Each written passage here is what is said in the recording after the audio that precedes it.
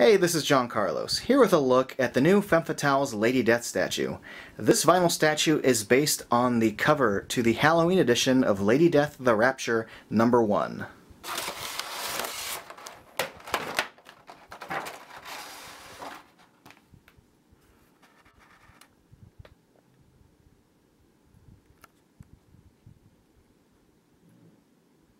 Femme Fatales tend to come with two kinds of bases, boring plastic bases and sculpted theme bases.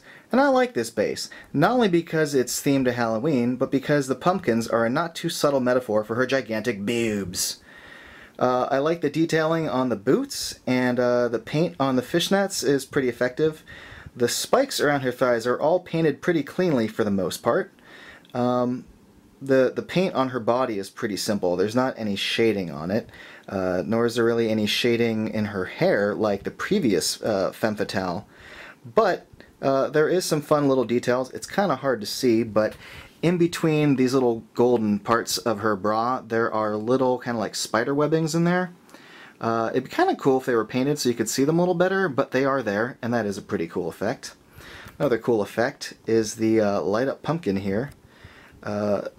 I think the use of like the clear blue plastic is very effective on this, and it's really kind of subtle, but you can see there is webbing on her little hand glove thingy-majigs. Here's a close-up look at the blue flame on her left hand. The paint for the fishnetted arms is decent enough. One thing that surprised me though was the cape. The cape is made of like a hard plastic. It's not soft like the previous Lady Death that's been made, so I can't flip this up and give you pervs a look at her butt.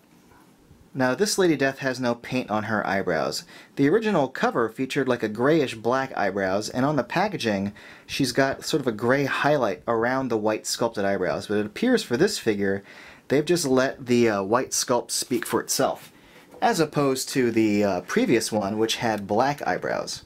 Now there are a lot of differences between the original and this new one. First of all, the new one's a lot taller. It also just has straightforward white hair, whereas the previous one had blue highlights in it. Also, the pose for this one, the legs are fairly straightforward.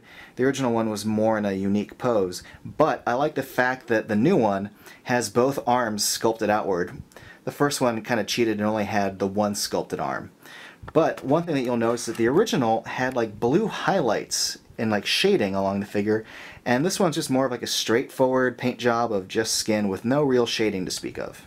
The lack of shading on the hair and skin doesn't bother me because the variant of the previous Lady Death statue did not have any shading on its skin or hair either.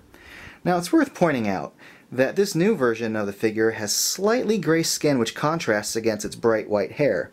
In the past, this character has been depicted with having the same color of white for the hair and the skin. I really like this figure. It's slightly taller, but it's got a cool dynamic pose, it's got a cool base, and I think it's a really worthy addition to the Femme Fatales line, especially if you're a Lady Death fan.